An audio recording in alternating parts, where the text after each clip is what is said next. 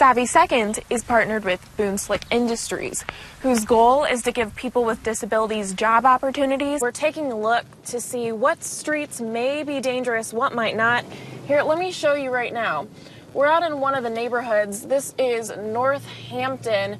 Now, you see there's some snow on the ground. We've actually kind of slid around a little bit. I attended a press conference here a little bit ago, actually right outside these doors.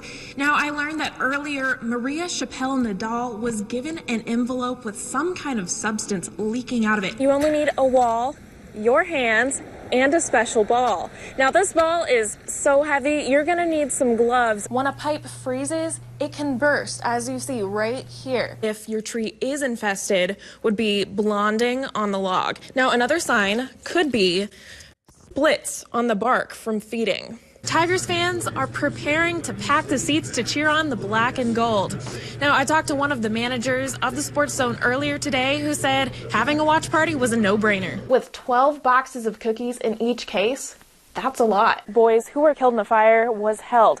Now, I know it looks pretty dark right now, but just a little bit ago, in fact, it was lit up with candles just like these. One of the skills that participants of the program learn is to do interviews. They do this by doing practice interviews with practice interviewers. He was always a little different. He marched his own drum. A soldier.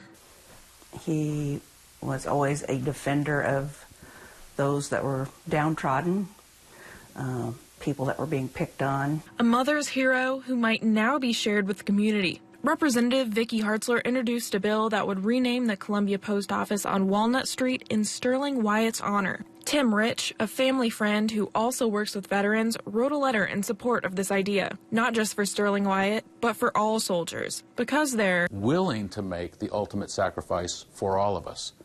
And that's a huge commitment. And remembered one of their Eagle Scouts that made the ultimate sacrifice. Recently, Sherry Wyatt gave a speech about patriotism inspired by her son at a Veterans Day celebration at Boone Hospital. You see your child's coffin come in on those big transport airplane, and his body's in this silver metal box covered with a flag. Then you realize patriotism takes on a whole new meaning. She says she doesn't just want recognition for her son, but for the other local soldiers who gave their lives. I hope when people see, a soldier's name above that post office, they may not remember that it's Sterling Wyatt, but they'll remember that it was a soldier.